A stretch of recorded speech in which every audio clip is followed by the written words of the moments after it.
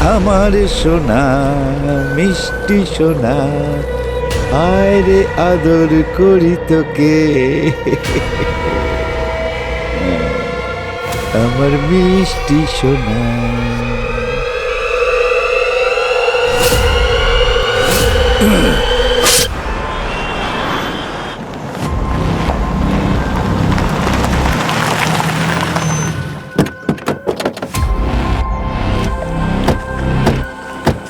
Excuse me, সবাই সরে যাও।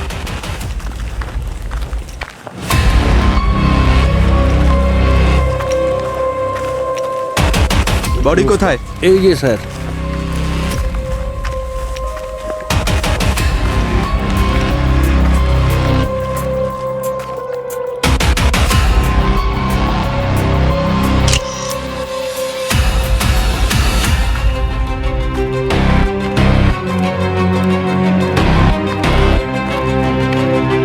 ওয়ার্কারদের ডাকো, আগে বডি বের করো। অক্ষয়, অমল, এসো, বডিটা বার করো বাইরে।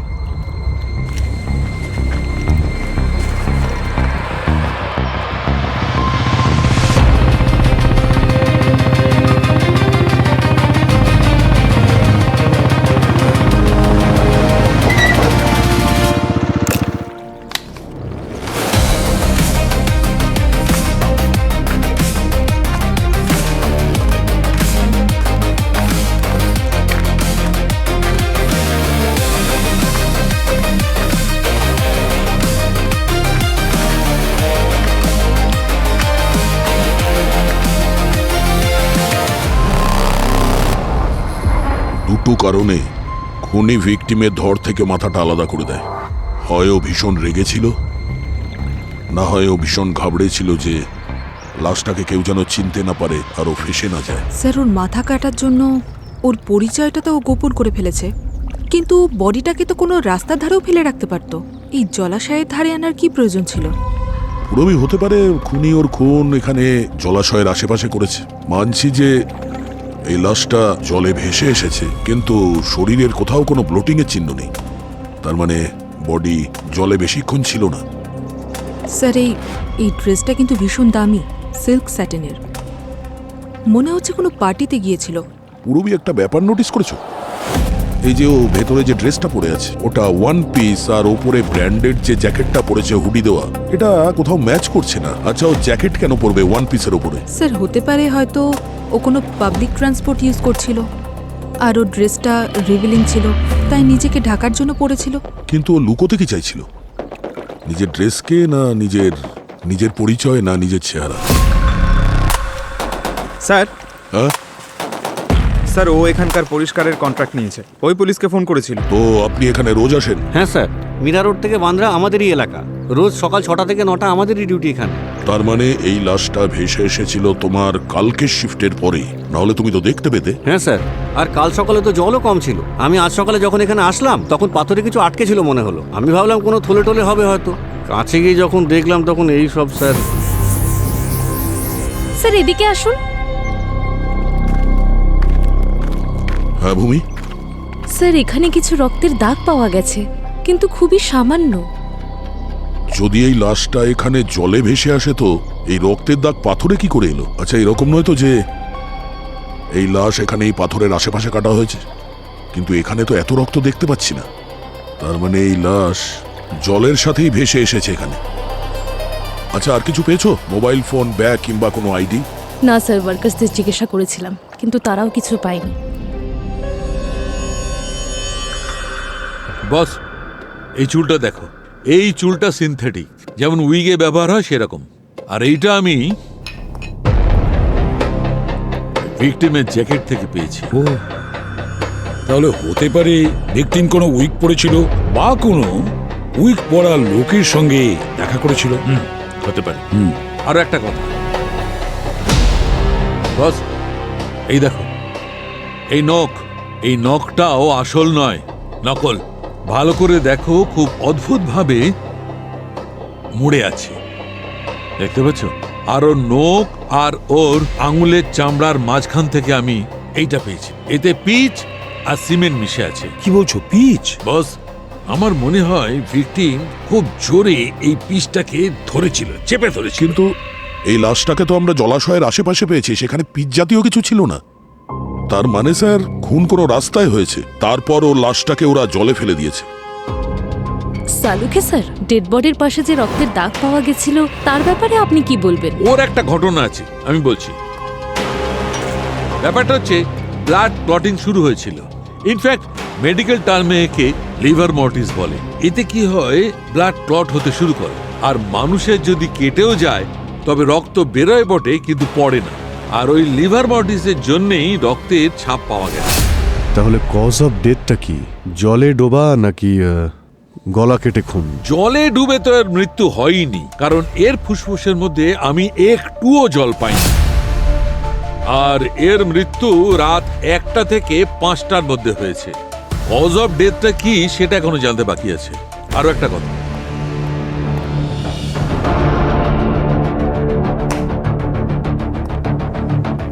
এক্সকিউজ মি বস, এই দেখো এর হাতে ইউ এর স্ট্যাম্প, আর এই স্ট্যাম্পটা 24 ঘন্টার বেশি পুরনো নয়। এরকম ইউ স্ট্যাম্প তো নর্মালি নাইট ক্লাবের লোকেরা দেয় এন্ট্রির সময়। রবি, একটা কাজ করো, খোঁজ নাও এই ইউ স্ট্যাম্পটা যে আছে সেটা কোন নাইট ক্লাবে। স্যার,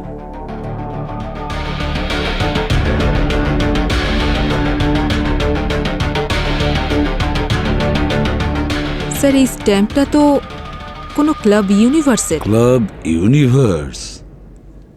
ক্লাব ইউনিভার্স তার মানে হলো এই মেয়েটি খুন হওয়ার রাতে ওই নাইট ক্লাবেই ছিল। এখনই এই কেসের প্রথম সূত্র এই ক্লাব ইউনিভার্স থেকে নিশ্চয়ই পাওয়া যাবে। স্যার, আমি ক্লাব ইউনিভার্সের সোশ্যাল মিডিয়া হ্যান্ডেল চেক করেছি। সোরিয়াল হেয়ার কেয়ার নামের একটা ব্র্যান্ডের লঞ্চ ছিল কাল রাতে। বিউটি ইন্ডাস্ট্রির অনেকেই ওখানে হাজির ছিল। লঞ্চের পর ওদের পার্টি প্রায় রাত 1টা অবধি চলেছিল। ও, তার মানে ওই পার্টিতে যত লোক এসেছিল, যত গেস্ট এসেছিল, তাদের লিস্ট পাওয়া যেতে পারে। হ্যাঁ স্যার।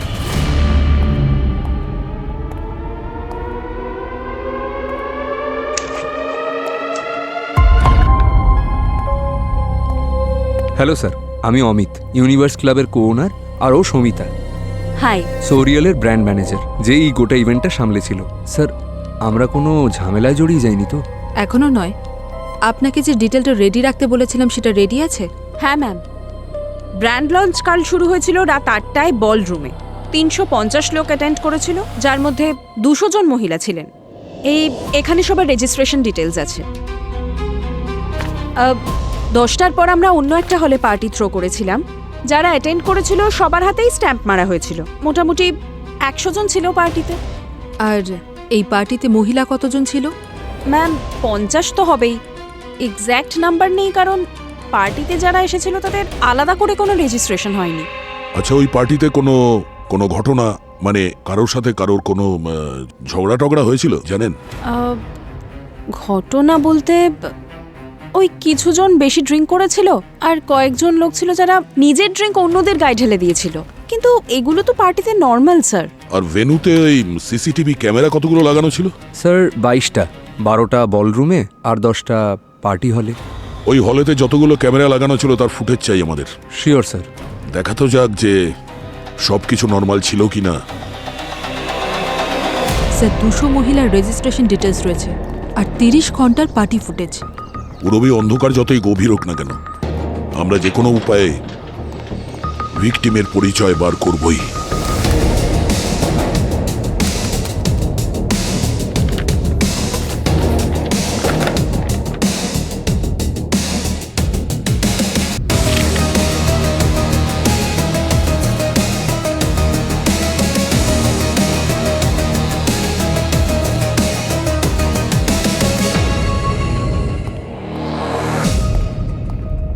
ক্লাব ইউনিভার্সের কথা অনুযায়ী 200 মেয়ের মধ্যে আনুমানিক 50 জন পার্টি অ্যাটেন্ড করেছিল।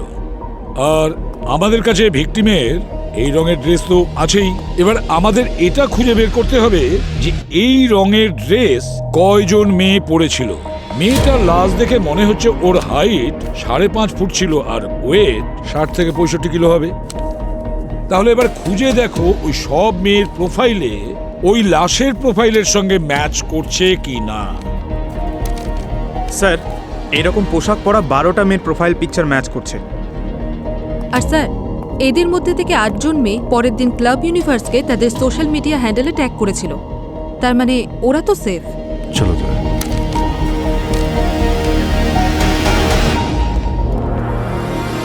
স্যার, বাকি সমস্ত মেয়েদের ভেরিফাই করে নিয়েছি, শুধু এদের দুজন ছাড়া। এরা দুজনেও সেম ড্রেস পরেছিল, আর এদের দুজনেরই ফোন অফ, বিনিতা আর আলিশা। বিনিতা আর আলিশা, একটা কাজ করো, ক্লাব ইউনিভার্সের পার্টিতে এদের দুজনের ফুটেজ চেক করো, পুরো ফুটেজটা ভালো করে চেক করো। দেখো এরা দুজন কখন এসেছে, কখন গিয়েছে, কার কার সঙ্গে দেখা করেছে, সব কিছু। আমাদের ভিকটিম নিশ্চয়ই এই দুটো মেয়ের মধ্যে একজন হবে, বিনিতা আর আলিশা।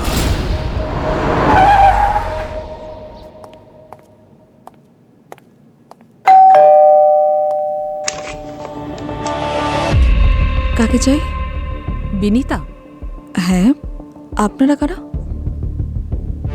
সিআইডি। আপনারা সিআইডি থেকে এসেছেন? হ্যাঁ ম্যাডাম, এই ওর মুখটা এরকমই, নিয়ে যা রেখে। তুই জানা, ভেতরে যা, তোকে মজা দেখাচ্ছি আমি। হ্যাঁ বলুন, কি ব্যাপার? তুমি কালকে রাতে ক্লাব ইউনিভার্সে ছিলে না? কটায় বেরোলে? এই হবে 1-1:30টার সময়। আর তোমার ফোন বন্ধ ছিল কেন? ওই পার্টি অনেক রাত পর্যন্ত চলেছে তো, তাই আমার ঠিক খেয়াল নেই কখন ফোনটা অফ হয়ে গেছে, তাই মনে নেই কিছু আমার। কি ব্যাপার বলুন? Routine check. Thank you.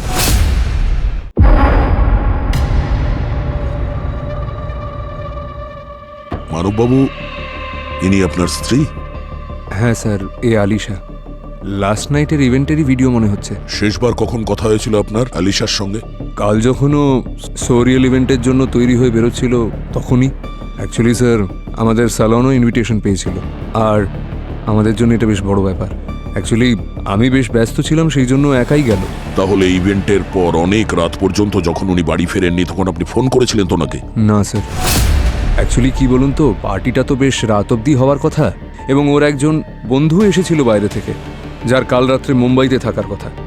আমার মনে হলো রাত্রে দুজন একসাথেই আছে, আর যথারীতি সকালে ঘুমোচ্ছে, সে কারণে আমি আর ফোন করিনি। হ্যাঁ, কি নাম বললে? ওর নামটা আর পুরো ডিটেল চাই। অ্যাকচুয়ালি খুব একটা বেশি জানি না আমি। ওর স্কুলের বন্ধু, আর ব্যান্ডরাতে কোনো হোটেলেই থাকার কথা। ব্যাস, আমি এইটুকুই জানি। কিন্তু স্যার, ব্যাপারটা কি? আপনারা এইভাবে জিজ্ঞেস করছেন কেন? আপনি একটু এটা দেখুন, এই যে লোকটা যার সঙ্গে আলিশার ঝগড়া হচ্ছে, আপনি এই লোকটাকে চেনেন? স্যার, এ তো গৌতম, কিন্তু এই বিউটি ইভেন্টে কি করছে?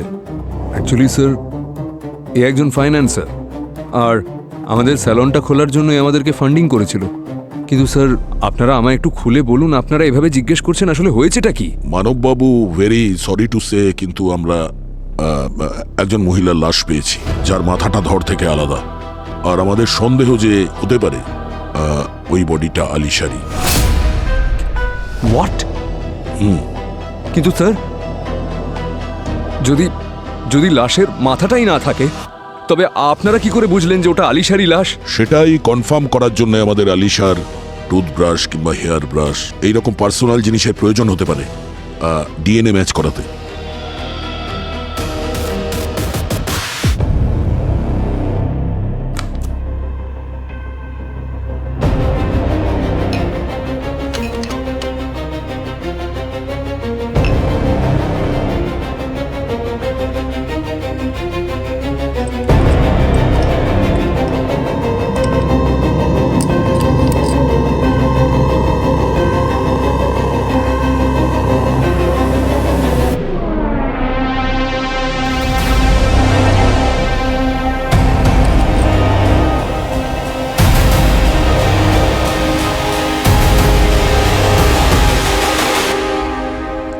হ্যাঁ বস, আমি এই টুথব্রাশ থেকে যে ফিঙ্গারপ্রিন্ট পেয়েছি সেটা ভিকটিমের ফিঙ্গারপ্রিন্টের সঙ্গে ম্যাচ করেছে। তার মানে এই ডেড বডিটা আলিশারি বডি। এই আলিশা আর মানবের স্যালনের জন্য ফান্ডিং আপনি করেছিলেন? আগে হ্যাঁ, 30 লাখ টাকা। ওই 6 মাস আগে কিছু আমাদের ওই পুনা আর আহমেদাবাদে একটা ফ্র্যাঞ্চাইজি খুলতে চেয়েছিল।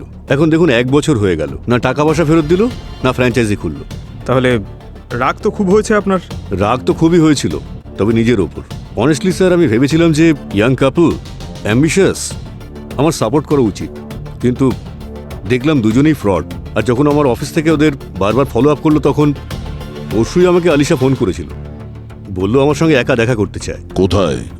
ক্লাব ইউনিভার্সে? আগে হ্যাঁ স্যার। বলতে কি চাইছিল? স্যার, ও চাইছিল যে আমি ওর নিজের ইন্ডিপেন্ডেন্ট ব্র্যান্ডে ইনভেস্ট করি। নিজের? তার মানে মানবকে ছাড়া? আগে হ্যাঁ স্যার, কিন্তু আমার মনে হচ্ছিল যে ওদের মধ্যে ডিভোর্স হতে চলেছে।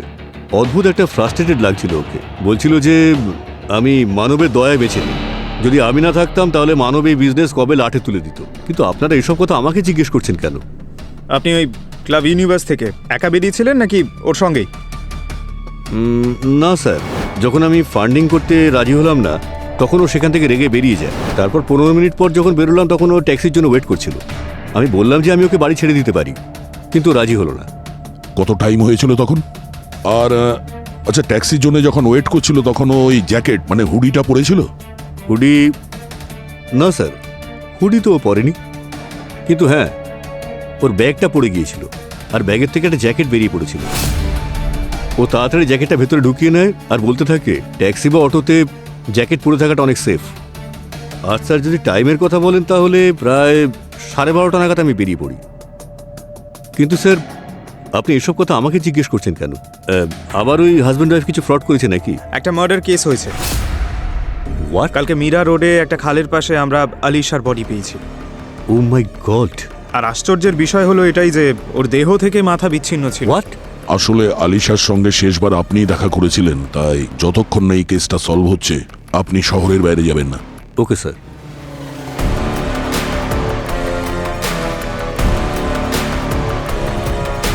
পঙ্কজ, এই মানবের ব্যাপারে পুরো ডিটেলস বার করো। ও নিজের স্ত্রীর বান্ধবীর নাম পর্যন্ত জানে না, আর ও ডিভোর্সের ব্যাপারেও আমাদের কিছু জানায়নি। অনেক কিছু লুকোচ্ছেও আমাদের কাছে। আর এই যে অ্যাপ ক্যাবগুলো আছে না, ওদের কাছ থেকে জানো যে ওই রাতে ইউনিভার্সাল ক্লাবের পার্টির পরে আলিশাকে কে পিক আপ করেছিল? স্যার, ভূমি, আলিশার কল ডিটেলস বার করো।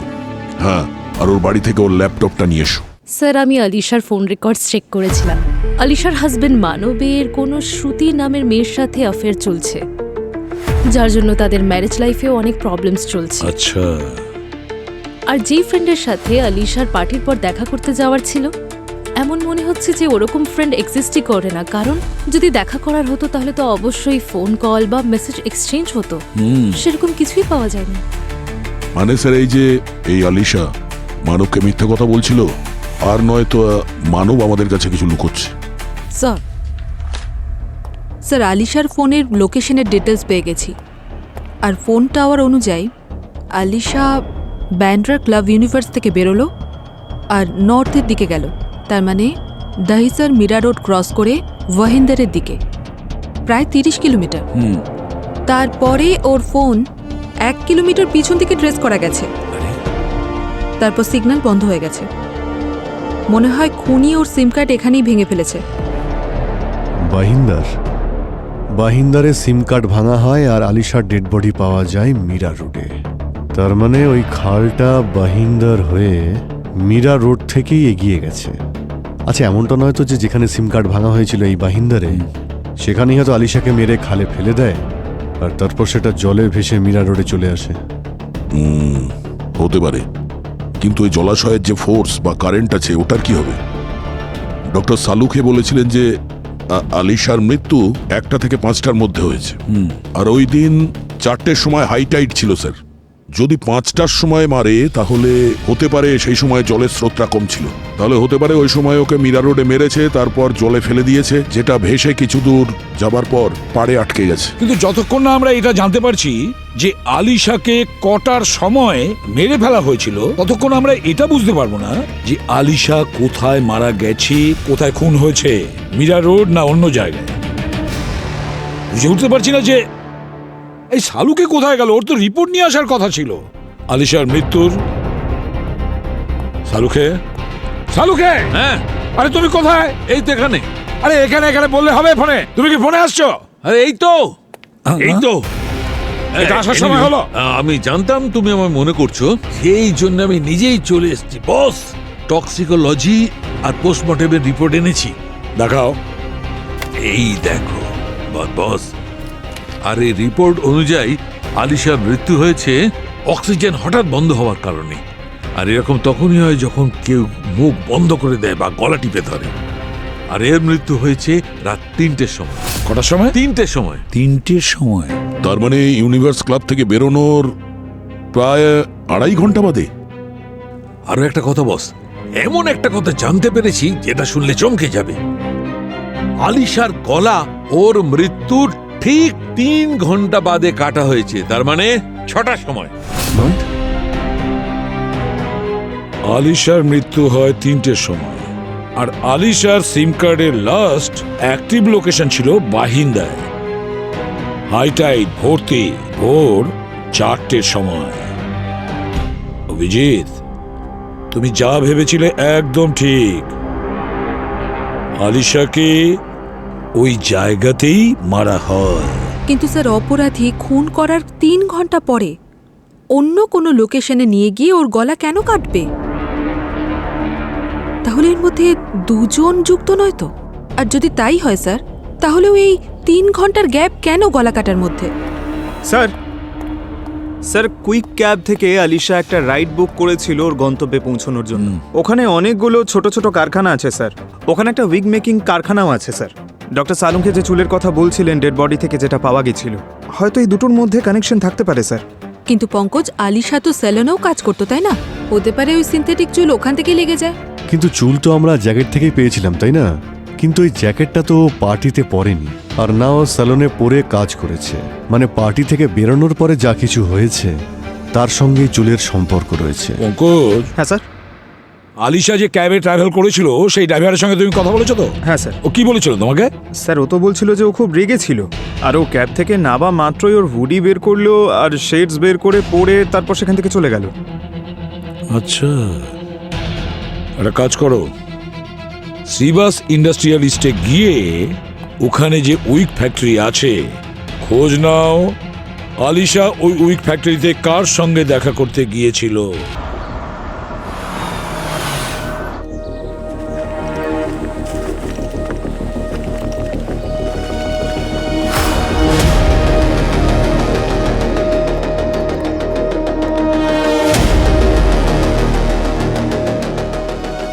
Excuse me. Yes sir.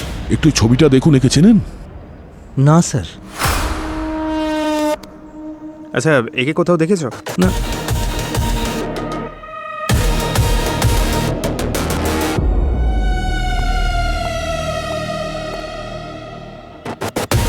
Excuse me ma'am, একটু এই ছবিটা দেখুন। এ এখানে এসেছিল প্রায় রাত 1টা-1:30টার সময় এখানে এসেছিল। না স্যার, কারখানা তো আমরা রাতের বেলা বন্ধ করে দিই, আর পরিষ্কার করা হয় কখনো কখনো। রাত্রে? হ্যাঁ। এই সিসিটিভি এটা কি চলে? না স্যার। লোক দেখানোর জন্য রেখেছেন নাকি এটা? আচ্ছা, আপনি বললেন যে এখানে রাত্রে পরিষ্কার করা হয়। হ্যাঁ। কে করে এই পরিষ্কার? স্যার উনি। উনি? হ্যাঁ। নমস্কার স্যার। একটু এই ছবিটা দেখুন, একে চেনেন আপনি?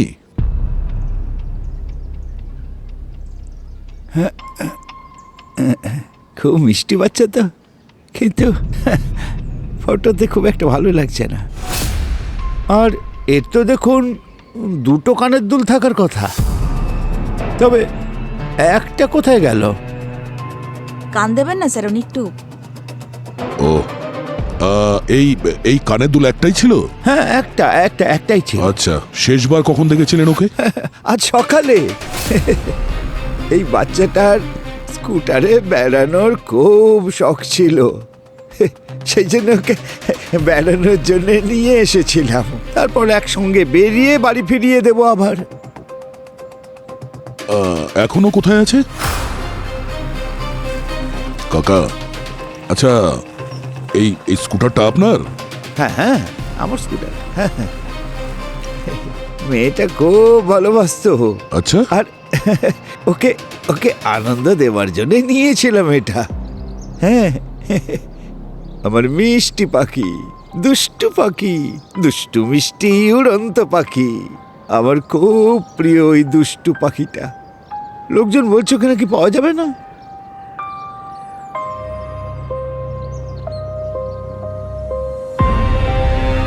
দেখাবো? দেখান।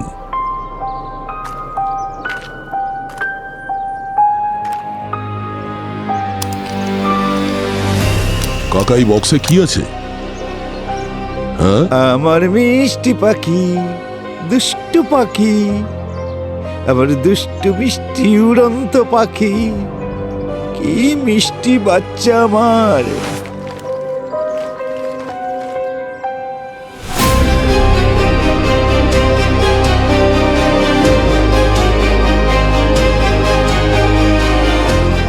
দুষ্টু পাখি, আমার অত্যন্ত প্রিয় পাখি, ডানা মেলে উড়ে চলে আমার মিষ্টি পাখি। সবাই বলছিল যে মোটেই পাওয়া যাবে না, কিন্তু এসেছে না, দাদুর কাছে এসেছো না মিষ্টি পাখি। এটা আপনি কোথায় পেয়েছেন কাকা? ওই যে ওই দূরের ওই জায়গায় শুয়েছিল। আমি কাছে গিয়ে তুলি, কিন্তু ওর কাপড় চোপড় খুব নোংরা হয়ে গিয়েছিল। প্রথমে ভাবলাম ওকে বাড়িতে নিয়ে গিয়ে খুব ভালো করে একেবারে পরিষ্কার করে দিই, কিন্তু অনেক চেষ্টা করলাম ওকে তোলার, কিন্তু ও আমাকে চিনতেই যেন পারছিল না। বড় হয়ে গিয়েছিল তো, তারপর আমি ওকে ছোট করে দিয়েছিলাম। হ্যাঁ, খুব ভালো করে যত্ন করে রাখবো ওকে আমি। কাকা, এটাকে নিচে রেখে দিন। না না না, আমি নিচে রাখবো না। আমরা এর দেখাশোনা করব এখন থেকে। তোমরা দেখাশোনা করবে ওর? হ্যাঁ, ওর খুব মিষ্টি সোনা, ওকে কিন্তু যত্ন করো তোমরা। স্যার, ওই বুড়ো কাকা পান্নালাল ওই উইগ বানানোর ফ্যাক্টরিতে পরিষ্কার করার কাজ করে। তাহলে হতে পারে ওই সিনথেটিক চুল ওর কাপড়ে লেগে গেছে, আর ওই সময় যখন ও আলিশার গলা কাটছিল তখন ওর কাপড় থেকে আলিশার জ্যাকেটে লেগে গেছে। ভূমি ওনার বাড়ি থেকে একটা ওই একটা অস্ত্র পেয়েছে যেটা দিয়ে আলিশার গলা কেটেছিল। মীরা রোডে একটা বস্তিতে থাকে যেটা ওই জলাশয়ের পাশেই। স্যার, কিন্তু যদি ওনার স্মৃতিশক্তি এতটাই খারাপ হয়ে থাকে তাহলে বাড়ি থেকে অফিসে যাওয়ার রাস্তাটা কি করে মনে আছে ওনার? পঙ্কজ, কিছু জিনিস কোর মেমারিতেই থেকে যায়। 40 বছর ধরে একই রাস্তা দিয়ে যাতায়াত করেছেন, সেই জন্যে এটা ওনার অভ্যেসে পরিণত হয়ে গিয়েছে। ওনার নাতনি মাত্র 4 বছর বয়সে মারা গিয়েছিল। তখন উনি খুব বড় মানসিক আঘাত পেয়েছিলেন। ওনার সাইকিয়াট্রিস্ট বললেন যে এখন ডিমেনশিয়ার জন্যে ওনার স্মৃতি আর ট্রমা একসঙ্গে মিলে আবছা হয়ে গেছে। উনি কি করেন কি করেন না এক্স্যাক্টলি উনি জানেনই না। আর কাউকে গলা টিপে মারতে গেলে শক্তির প্রয়োজন। বুড়ো পান্নালাল এটা করতেই পারে না। একটা কথা পরিষ্কার যে এই খুন পান্নালাল করেনি। খুনি সেই যে আলিশার বডি ওই জলাশয়ে ফেলেছিল। পান্নালাল ওই বডিটা পায় জলাশয়ের কাছে, শ্রীবাস ইন্ডাস্ট্রিয়ালিস্টে নয়। মানছি যে ওর ক্যাব ড্রাইভার আমাদের বলেছে যে আলিশাকে ওই শ্রীবাস ইন্ডাস্ট্রিয়ালিস্টেই ছেড়ে দিয়ে এসেছিল। যদি আলিশা শ্রীবাস ইন্ডাস্ট্রিয়ালিস্টে গিয়ে থাকে তাহলে কেউ না কেউ তো তখন দেখেছে, কিন্তু কেউ ওকে দেখতে পায়নি। এটা কিভাবে সম্ভব? পুরবী, পঙ্কজ, শ্রীবাস ইন্ডাস্ট্রিয়ালিস্টে গিয়ে খোঁজ নাও, সিকিউরিটিদের কাছে জিজ্ঞাসাবাদ করো যে ওরা কোনো হুডি জ্যাকেট পরা অবস্থায় মহিলাকে ঢুকতে দেখেছিল।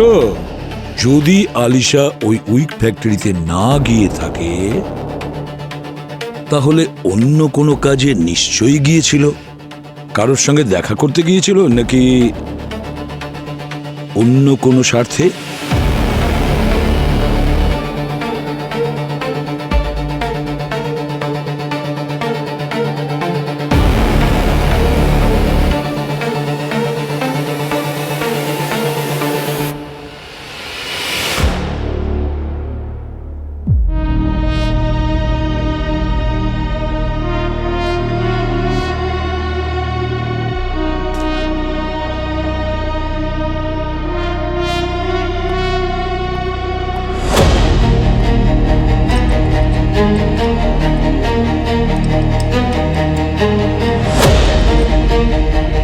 বস, এইটা হচ্ছে একটা হিউম্যান ফ্লেশের টুকরো, যেটা আমি মুখের ভেতর দাঁতের ফাঁকে পেয়েছি। আমার মনে হচ্ছে ও ওর অ্যাটাকারকে খুব জোরে কামড়েছে। আর একটা কথা,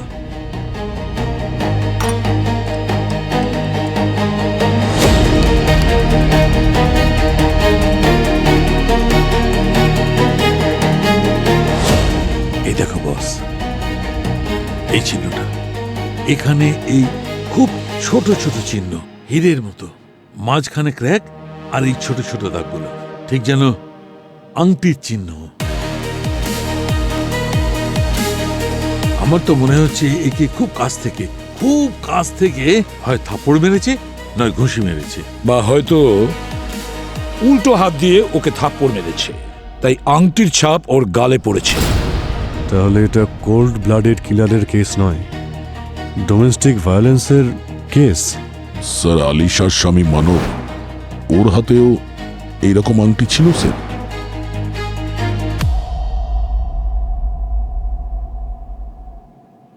মানব? স্যার, শ্রীবাস এস্টেটে সিকিউরিটি গার্ড বলল যে আলিশা হুডি পরে সেদিন সানার সঙ্গে দেখা করতে এসেছিল, আর ও সবসময় নাইট শিফট করত, কিন্তু সেদিন ওর ছুটি ছিল। আর আলিশা যখনই এই কথাটা জানতে পারলো, ও ঘাবড়ে গেল। যখন ঘাবড়ে গিয়ে ওখান থেকে বেরোলো, অটো পেল না ও, তখন ওখানকার সিকিউরিটি গার্ড ওকে অটো খুঁজে দিল। এই আলিশা সানাকে ফোন কেন করেনি? হতে পারে এই সানা ফোনটা তোলেনি, কিংবা আলিশা নিজেই ওখানে পৌঁছে গেছে। স্যার, ও হয়তো এখানেই ওর বাড়ি এসআরএ কমপ্লেক্সে থাকে, আর এটা শ্রীবাস থেকে 15 মিনিটের দূরত্ব। স্যার, ও আসতো কখনো কখনো, কিন্তু প্রতিবারই ও নিজের মুখটা কখনো হুডিতে বা কখনো ওড়না দিয়ে ঢেকে রাখতো। ও বলতো যদি কেউ চিনে ফেলে তাহলে ওর পুরনো জীবনের সত্যিটা সবার সামনে চলে আসবে। পুরনো জীবন মানে? ও কি তোমার সঙ্গে কাজ করতো? হ্যাঁ ম্যাম, আমরা একসঙ্গে মিলেই তেল আর শ্যাম্পুর প্যাকেজিং এর কাজ করতাম। তারপর ডেলিভারি করতে শুরু করলো। মেয়েটা শান্ত, দেখতে সুন্দর, গ্র্যাজুয়েটও ছিল, কিন্তু স্যারও 1 নম্বরের শেয়ানা ছিল। একদিনও স্যালনের মানব স্যারের সঙ্গে দেখা করলো, আর তারপর কি জাদু করলো কে জানে। কিছুদিন পরেই সে আমায় বলল যে ও নাকি বিয়ে করছে। ওর তো গোটা লাইফটাই বদলে গেল। ও পরশু রাতে কেন এসেছিল দেখা করতে? তুমি ওকে বলনি যে তুমি বাড়িতেই আছো? স্যার, ও যদি ফোন করতো তাহলে বলতাম না যে আমি বাড়ি আছি। ও তো এমনিই চলে আসলো। বিয়ের পর তো ওর অ্যাটিটিউডটাই বদলে গিয়েছিল স্যার। যখন খুশি চলে আসতো, আর যত রকম অদ্ভুত অদ্ভুত কাজ নিয়ে আসতো। খুব অসভ্য ছিল, কিন্তু টাকা ঠিকঠাক দিত। একদিন এসে বলল যে মানবের নাকি শ্রুতি নামে একটা মেয়ের সঙ্গে সম্পর্ক আছে। ও প্রমাণ চাইছিল, আর হয়তো ডিভোর্সও দিতে চেয়েছিল। তাই ও আমার হাজবেন্ড গুড্ডুর কাছে সাহায্য চেয়েছিল। কিরকম সাহায্য? আর গুড্ডু কি করে? স্যার, ও ছোটখাটো কাজ করে, কখনো রিকভারির কাজ, বিল্ডার্সদের সঙ্গে টুকটাক কাজ করে। ও তার মানে গুন্ডাগিরি করে? কিন্তু টাকা তো পরিশ্রম করেই আনে না ম্যাডাম।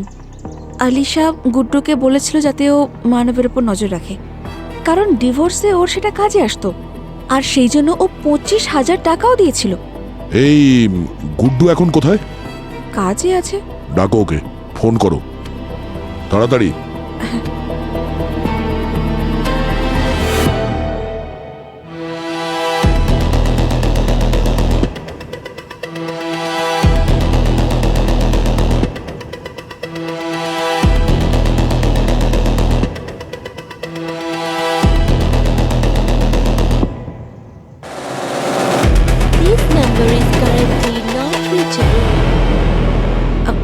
ম্যাম, ফোনে পাচ্ছি না, আউট অফ নেটওয়ার্ক এরিয়া বলছে।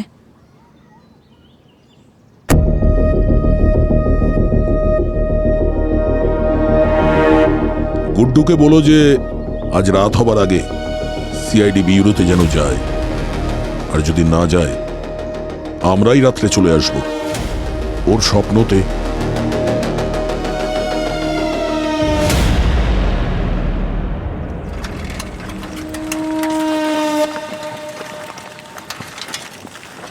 রবি, এই সানাকে দেখে ডিস্টার্ব মনে হচ্ছে। ও নার্ভাস ছিল, ওর উপর নজর রাখো। আর একটা ব্যাপার নোটিস করেছো? এই কেসের সমস্ত লিডস মানবের অ্যাফেয়ারের দিকে ইশারা করছে। চলো।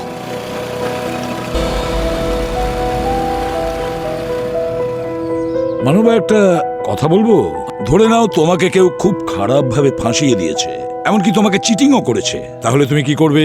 তখন কোর্টে যাবে আর তার বিরুদ্ধে চিটিং এর অভিযোগ জানাবে, আর তুমি কোর্টে গিয়ে ওই কেসে জিতে যাবে। আর জেতার পরে তুমি কি পাবে?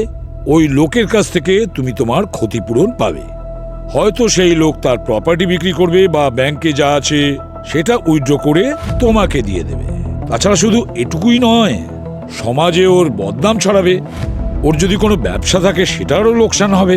তাহলে সেই লোক কি করবে? তখন ভিখারি তো হতে পারবে না। তখন ও কি করবে?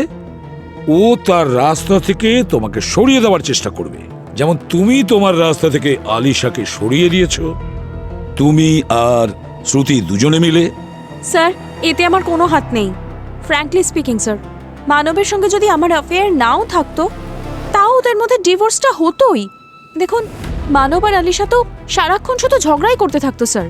আর যদি বলেন মানবের কাছে প্রপার্টি আছে, টাকা আছে, তাহলে আমি এটা বলতে তো চাই না স্যার, কিন্তু আমার কাছে মানবের থেকে অনেক বেশি টাকা আছে। আমি তো স্যার মানবকেও টাকা পয়সার জন্য ভালোবাসিনি। আমি এসবের কিচ্ছু জানি না। তুমি আর আলিশা ভীষণ ঝগড়া করতে, তাই না? তোমাদের দুজনের মধ্যে এতটাই ঝগড়া ছিল যে একদিন রাগের মাথায় উল্টো হাতে ওকে থাপ্পড় মেরেছো। এত জোরে থাপ্পড় মেরেছো যে তোমার হাতে যে আংটি পরা রয়েছে তার ছাপ পড়েছে ওর গালে। হোয়াট? তুমি তুমি আলিশার গায়ে হাত তুলেছিলে? না না স্যার, এমনটা নয়। তুমি ওকে মারছিলে, ও পালাচ্ছিল, তুমি ওকে তাড়াও করেছিলে। মারামারি রাস্তাতে পৌঁছয় আর ও নিজেকে বাঁচাতে গিয়ে তোমার হাতে কামড়ে দেয়। তোমার হাতটা দেখাও। দেখাও। তারপর তুমি ওকে খুন করো। এমনটা নয় স্যার, আমি ওর গায়ে হাত তুলেছিলাম, কিন্তু ঝামেলাটা ওই শুরু করেছিল। আসলে ব্যাপারটা এটাই যে ওর মনে হতো আমি কোম্পানির অ্যাকাউন্ট থেকে টাকা চুরি করছি, আরও জানি না কি কি। তারপর আমাকে হুমকি দেওয়া শুরু করলো, ডিভোর্স নিয়ে, অ্যালিমনি নিয়ে। তারপর আমাকে ধাক্কা দিল, তারপর একটা চর মারলো। তারপর যখন ব্যাপারটা সীমা পার করলো তখন আমিও হাত তুললাম। তারপর স্যার, তারপরেও নিজের ঘরে গিয়ে চুপচাপ পার্টির জন্য তৈরি হতে লাগলো। কিন্তু স্যার, এই চিহ্নটা যে আমার হাতে কখন এসছে আমি জানিও না। সব মনে পড়ে যাবে। ডিএনএ টেস্ট আসার পর বড় বড় খেলোয়াড়দের মনে করিয়ে দেয় মানব।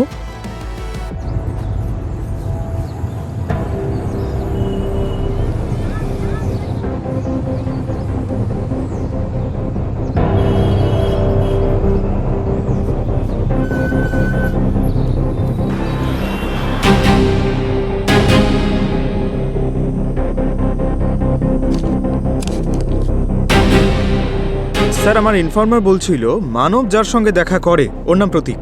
টাকার জন্য আজে বাজে কাজ করে স্যার, আর কয়েকটা মারপিট করার মতো কেসও রয়েছে ওর উপরে। মহেন্দ্রর এসআরএ কলোনিতে থাকে ও। এসআরএ কলোনিতে তো সানাও থাকে। স্যার, এই লোকটাকে আমি আগেও কোথাও দেখেছি। কোথায়? স্যার, এই তো বিনীতার বয়ফ্রেন্ড। আমি ওর বাড়িতেই দেখেছিলাম। যদি এ বিনীতার বয়ফ্রেন্ড হয় তাহলে নিশ্চয়ই ও ক্লাব ইউনিভার্সের পার্টিতেও ছিল। দ্বিতীয়বার চেক করো, ফুটেজটা বার করো।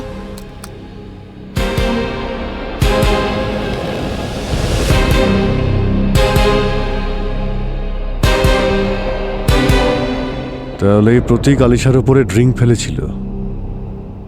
ভূমি, একটু রিওয়াইন্ড করো আর একটু স্লো মোশনে এটা চালাও। Yes sir.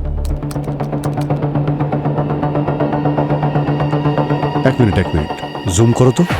এই দেখুন স্যার, যে কেউ দেখে এটা মনে করবে যে প্রতীক আলিশার গায়ে ভুল করে ড্রিঙ্কটা ফেলেছিল, কিন্তু এই সব প্ল্যান ছিল। পিছন থেকে ভিডিও বানাচ্ছে। এবার যে ভিডিও বানিয়েছিল সেই সমস্ত রহস্য ভেদ করবে। হ্যাঁ পুরবি, ও গ্রেট। ঠিক আছে স্যার, এই ভিডিও বানানো শিল্পীকে পাওয়া গেছে। এবার টের পাবে।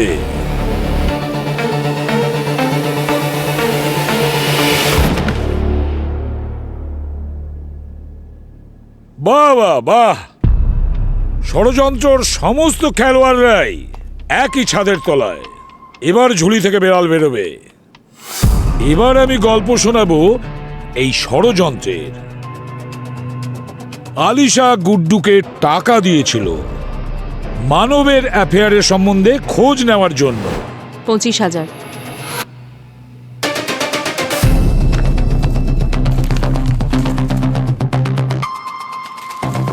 আমার হাজবেন্ড মানবের উপর তোমায় নজর রাখতে হবে। ও কোথায় যায়, কার সঙ্গে দেখা করে, কার সঙ্গে কথা বলে, প্রতিটি জিনিসের খবর চাই আমার, উইথ প্রুফ। মানব তো ওর থেকেও বেশি শেয়ানা। ও গুড্ডুকে ডবল টাকা দিয়েছিল আলিশার অ্যাফেয়ারের ব্যাপারে জানবার জন্য, কারণ ও আলিশাকে অ্যালিমনি দিতে চায়নি, তাই না মানব? কিন্তু এদিকে আলিশার তো কোনো অ্যাফেয়ার ছিলই না। তখন এই ষড়যন্ত্রে এন্ট্রি নেয় প্রতীক বাবু। প্রতীক যে গুড্ডুর বন্ধু ছিল। মানব প্রতীককে ইভেন্টে যাওয়ার জন্য ইনভাইটেশন পাইয়ে দেয়। প্রতীক ওখানে পৌঁছয় আর সুযোগ বুঝে আলিশাকে ধাক্কা দেয়, আর গুড্ডু ফটো তুলে নেয়। কিন্তু আলিশা ওখানে গুড্ডুকে দেখতে পেয়ে যায় আর ও সমস্ত খেলা বুঝতে পারে। আর আলিশা রেগে গিয়ে সানার সাথে দেখা করতে গেল, গুড্ডুকে ভাড়া করার জন্য নয়, বরং এটা জিজ্ঞাসা করার জন্য যে তুমি ওকে ঠকালে কেন। আলিশা তোমার সঙ্গে কথা বলতে এসেছিল না গুড্ডু? হ্যাঁ, প্রাণে কেন মেরে দিলে ওকে? স্যার, এসব ভুল স্যার। আপনারা আমাকে হাসাচ্ছেন স্যার।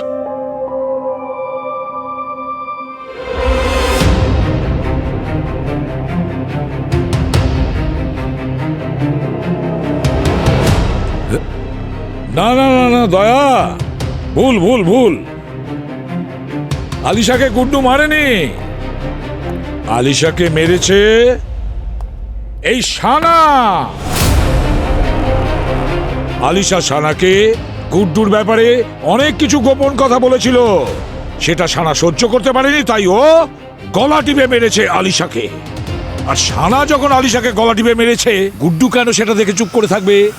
ও তখন আলিশার বডিটাকে জলাশয়ে ফেলে দিয়েছে, আর আলিশার বডিটাকে লুকিয়ে রাখার ব্যবস্থা করে এই গুড্ডু। আর খুন সানা তুমি করেছো, আলিশাকে তুমি মেরে ফেলেছো। শাস্তি তোমার হবে, কঠোর থেকে কঠোরতম ফাঁসি হবে তোমার।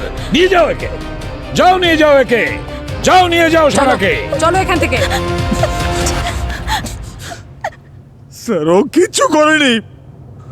যা কিছু করার স্যার সব আমি করেছি। আমি মেরেছি আলিশাকে। আমি জানতাম যে আলিশা আমাকে ছবি তোলার সময় দেখে নিয়েছে, আর ও আমাকে খুঁজতে খুঁজতে বাড়ি অবধি চলে এলো। স্যার, ও ভীষণভাবে রেগেছিল, বাড়ি গিয়ে সানাকে হুমকি দিয়েছিল। আমি তোমাদের শেষ করে দেব। আমি সব জানি, তোমরা আমাকে ডাবল ক্রস করছো না? না আলিশা, তুমি মিথ্যে বলো না, সব জানি আমি তোমাদের দুজনকে জব দেব বলেছিলাম না? এবার আমিও দেখছি তোমরা জব পাও কি করে। বাট আলিশা, তোমাদের শেষ করে দেব আমি। কথা শোনো আলিশা, আমার কথাটা শোনো আলিশা, প্লিজ আলিশা। আমি আলিশার পিছু নিয়েছিলাম। আলিশা অটো খুঁজতে খুঁজতে গিয়েছিল আর আমি বাইকে ছিলাম স্যার। আলিশা, আমার কথা শোনো। দূরে থাকো আমার থেকে। এখানে অটো পাবে না, আমি তোমাকে ছেড়ে দিচ্ছি। Get lost! তুমি দাঁড়াও, আমরা কথা বলে সর্ট আউট করছি তো। আলিশা, কি প্রবলেম? বলছি তো ভুল হয়ে গেছে, আমি মানবের সঙ্গে কথা বলছি। 1 মিনিট, আমি ফোন করছি ওকে। আলিশা, আলিশা, আলিশা। আর আমি যখন ফোনটা তুলতে গেলাম না স্যার, ও আমাকে মারলো। আর রাগের মাথায় আমারও হাত উঠে যায়, কিন্তু স্যার আমি ওকে মারতে চাইনি, শুধু ওকে শান্ত করাতে চেয়েছিলাম। বাঁচাও আলিশা, লোকজন এসে পড়বে। চুপ করো প্লিজ, চুপ করো, চুপ। জানতেই পারিনি স্যার কখন ওর গলাটা এত জোরে চেপে ধরেছিলাম। আস্তে আস্তে ওর দম বন্ধ হওয়া শুরু হয়। আর স্যার, যখন আমি অনুভব করলাম যে আমি কি করে ফেলেছি, আমি খুব ভয় পেয়ে গেলাম স্যার। আর ওখানে কি ওকে দেখে ফেলার আগে ওর বডিটার একটা ব্যবস্থা করতে হতো। আমার মনে পড়লো স্যার যে কাছে একটা লেক আছে, আমি ওর বডিটা ওখানে নিয়ে যাই আর ওই লেকেই ফেলে দিই। স্যার স্যার বাড়ি এসে আমি সানাকে বললাম যে এবার আলিশা আমাদের আর কখনো বিরক্ত করতে পারবে না। আর পরের দিন স্যার আমি নিউজে দেখলাম যে একটা মেয়ের মৃতদেহ পাওয়া গেছে, যার গলা কাটা ছিল। আমি বুঝে যাই যে ওটা আলিশাই, কিন্তু ওর মাথাটা কোথায় গেল? স্যার আমি আমি সত্যি ওকে মারতে চাইনি, আমি ভুল করে ফেলেছি। প্লিজ আমাকে ক্ষমা করে দিন স্যার। গুড্ডু, ভুল তো তুমি করেছই, অনেক বড় ভুল। কিন্তু তোমার এই ছোট্ট একটা ভুলের জন্য একটা নিরীহ মেয়ের প্রাণ চলে গেছে। টাকা ইনকাম করা অপরাধ নয়, কিন্তু টাকার লোভে পড়ে তুমি ন্যায় অন্যায় বিচার করতে পারোনি, বুঝেছ? আর তোমার ষড়যন্ত্রে শানা, প্রতীক আর মানব এরাও যুক্ত ছিল। আইন তো তোমাদের চারজনকেই শাস্তি দেবে, আর কঠোর থেকে কঠোরতম শাস্তি দেবে, বুঝেছ? এবার তোমরা জেলের ঘানি টানতে থাকো।